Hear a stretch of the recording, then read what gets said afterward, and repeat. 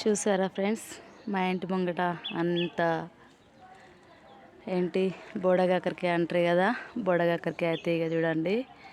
జామ చెట్టు నిండా బారేసింది, కాయలు కూడా కాస్తున్నాయి ఫ్రెండ్స్. ఆ విధంగా వంకాయ చెట్లు ఉన్నాయి, కనకాంబరం చెట్లు కూడా పెట్టాము. మా పిల్లలకు పూలు అంటే ఇష్టం, నాకు కూడా చాలా ఇష్టం. ఇప్పుడే ఇవి పెరుగుతున్నాయి ఫ్రెండ్స్.